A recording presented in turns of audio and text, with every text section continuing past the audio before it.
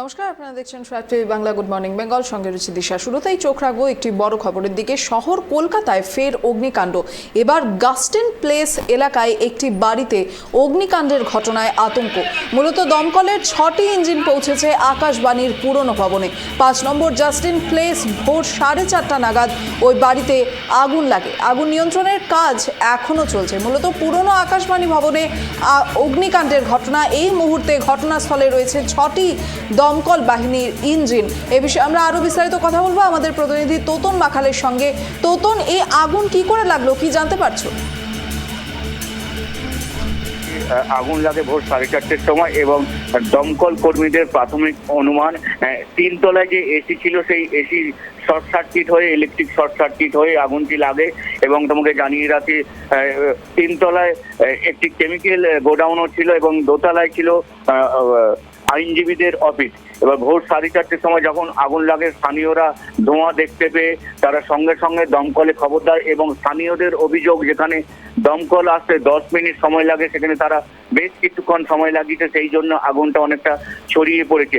শহর কলকাতায় তৃতীয়বার আগুন লাগলো দিন 15-র মধ্যে। অ্যাক্রোপলিস মল এবং পার্ক স্ট্রিটের পরে গাস্টেন স্ট্রিটে। এই ঘটনায় উত্তেজনা ছড়িয়েছে কারণ যে স্থানে আগুন লেগেছে তার পাশেই অনেক বসতি রয়েছে। এলাকার মানুষজন ঘর থেকে বেরিয়ে এসেছে এবং ওই 3 তলায় বেশ কয়েকজন কর্মচারী ছিল ওই কেমিক্যাল গোডাউনে যারা থাকতেন।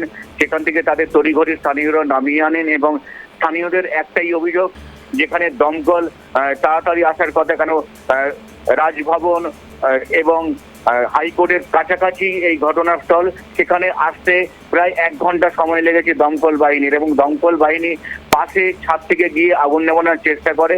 প্রায় 4 ঘন্টা পরে আগুন নিয়ন্ত্রণে আসে দমকল। ঘটনাস্থলে প্রথমে 4টি ইঞ্জিন আসে এবং পরে আরো 2টি ইঞ্জিন এসে 6টি ইঞ্জিনে 4 ঘন্টার চেষ্টায় আগুন কিছুটা নিয়ন্ত্রণে, তবু বেশ কিছু পকেট ফায়ার রয়েছে, তারা চেষ্টা চালিয়ে যাচ্ছে সম্পূর্ণ আগুন নিয়ন্ত্রণে আনা। এবং ক্ষয়ক্ষতির পরিমাণ কতটা এখনো সম্পূর্ণ জানা যায়নি। এই ঘটনায় হতাহত কেউ হয়নি, যদিও প্রথম অবস্থাতে স্থানীয়রা যে সমস্ত কর্মচারী ভেতরে ছিল তাদের নামিয়ে এনেছে। সম্পূর্ণ ভস্মীভূত হয়ে গেছে, 3 তলার যে ঘরটি ছিল সম্পূর্ণ ভস্মীভূত হয়ে গেছে এবং আশপাশে আগুন ছড়িয়ে পড়ার আশঙ্কা রয়েছে বলে তারা জানিয়েছিল। সেই কারণে অন্য ছাদ থেকে তারা ফায়ার নেভাবার জন্য স্প্রে করে ওয়াটার। কিছুটা নিয়ন্ত্রণে আসে ঘন্টাখানের মধ্যে, কিন্তু সম্পূর্ণ নিয়ন্ত্রণে আসতে 3 ঘন্টা মতো সময় লেগেছে। এখনো পর্যন্ত বেশ কটি ফায়ার পকেট রয়েছে, সেখান থেকে তারা অনুমান করছে সেখান থেকে ধোঁয়া বেরোলে আবার আগুনের সৃষ্টি হতে পারে। কিন্তু এই মুহূর্তে ঝিরিঝিরি বৃষ্টি পড়ছে, তাতে দমকল কর্মীরা মনে করছে তাদের কাজে অনেকটাই সুবিধা হবে, যেহেতু আগুনটা ছড়াতে পারবে না, তেমন কোনো রকম তাপ আর তৈরি হতে পারবে না। যেহেতু বৃষ্টি পড়ছে সেই কারণেই আগুন ছড়াবার আর কোনো সম্ভাবনা নেই।